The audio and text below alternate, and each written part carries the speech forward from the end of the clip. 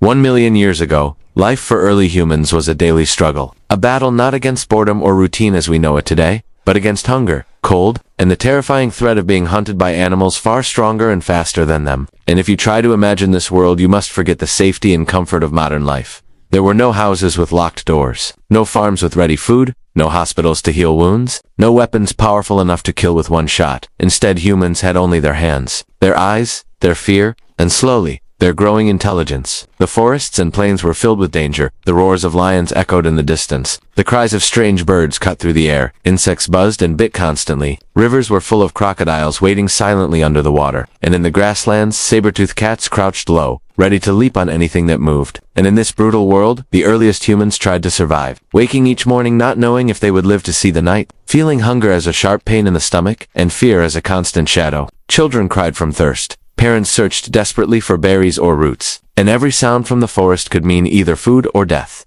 When we think about survival today, we imagine camping with tents or going on hikes with backpacks. But for early humans, survival meant everything. It was life itself, because one mistake, one wrong step, could be the end. Imagine an early human stepping carefully through tall grass, the sun beating down on his bare skin, his ears listening for danger. He bends down to pick some roots from the soil. Suddenly the grass shifts, his heart jumps, and from the shadows a saber-tooth cat appears, its eyes sharp, its muscles tense, its giant teeth shining in the light. The human has no gun, no real weapon, just a stick in his hand. His only chance is to run, and even then he is slower, weaker, more fragile. Many humans died in this way, but some survived. And those who did passed their knowledge to their children, and little by little survival skills grew. Fear was their teacher, nature was their battlefield. And the story of early humans is not just about weakness, but about how fragile beings, armed with nothing but stone tools and courage, slowly learned to outsmart the monsters around them. They could not win with strength, but they could win with the mind. Because the human brain was their sharpest weapon. They began to understand animals, noticing how they moved, learning where they drank water, watching what fruits they ate. They studied the forest like a book, and every lesson was written in blood and memory. Hunting was almost impossible in the beginning. Humans had no claws,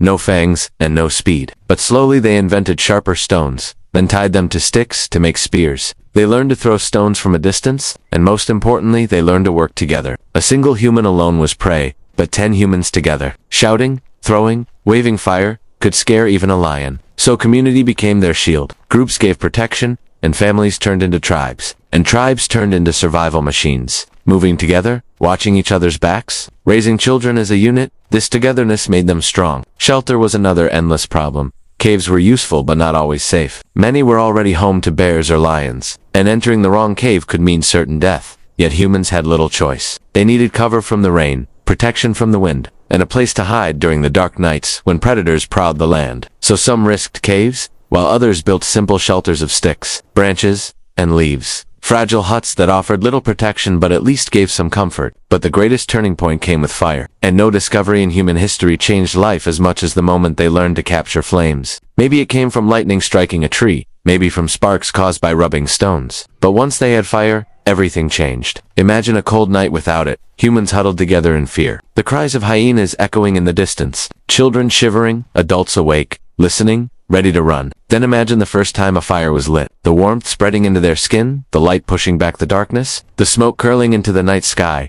predators keeping their distance, eyes glowing from the shadows but not daring to come close. For the first time, humans had control over something stronger than themselves. Fire cooked food, making it easier to chew and safer to eat. It gave warmth, it gave light, but most of all it gave hope. It was the first true weapon against the night, and it became the center of human life. Tribes gathered around flames, telling stories, teaching children, planning hunts. Fire was survival, but it was also the first step toward culture. But even with fire, danger never disappeared. Predators were smart. They waited for mistakes. They attacked when fires burned low. They took the weak and the careless. And humans knew that no matter how much they learned, the fight for survival would never end. And yet that endless fight shaped them, sharpened their minds, and gave them the strength to continue. The world 1 million years ago was merciless, but it was also the birthplace of courage, intelligence, and community. And in that world, humans carved out their fragile existence, step by painful step. Always hunted, always afraid, yet always learning, always surviving. As humans slowly grew braver in this dangerous world, their daily lives became a rhythm of constant searching,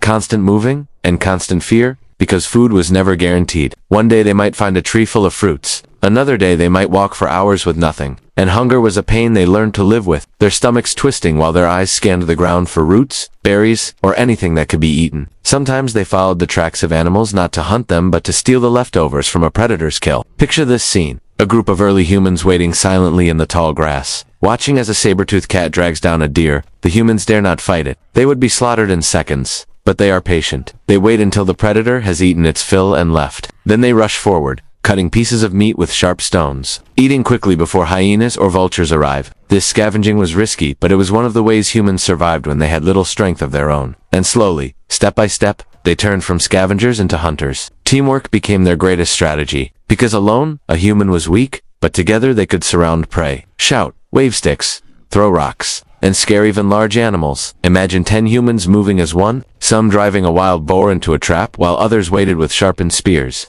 The kill was never easy. Many were injured, some even died. But when they succeeded, the meat meant days of survival for the whole group. And meat brought more than strength. It brought energy for the brain. Scientists believe that eating more meat gave early humans the nutrition they needed to grow larger, smarter brains, and this intelligence became the real key in their fight against carnivores. They learned to study animals, to notice where lions hunted, to recognize the sound of hyenas, to smell danger in the air. They became observers of nature, always watching, always calculating, always learning. And every piece of knowledge passed to the next generation made the tribe stronger. But survival was not only about food, it was also about safety. Night was the most frightening time, when the forest came alive with glowing eyes, when roars and howls echoed through the darkness, and when humans felt most helpless. Fire became their savior in those nights. A fire at the entrance of a cave, or at the center of a camp was like a wall of light, pushing predators back. But fire also required effort. Wood had to be collected, flames had to be kept alive, and if the fire died at night, fear returned like a storm. So humans guarded fire carefully, protecting it as if it were a living thing. And in a way, it was the heartbeat of their tribe. Around it they warmed themselves. Around it they cooked. Around it they told the first human stories. Those stories were not just for entertainment. They were survival lessons disguised as tales, warnings about animals, advice about hunting, reminders of dangers. And through stories, memory became stronger than any single person. Memory became the tool of the tribe. As the years passed, humans improved their tools. Sharp stones became hand axes. Spears were hardened in fire, and weapons slowly gave them more power in a world ruled by predators. But still, every hunt was dangerous,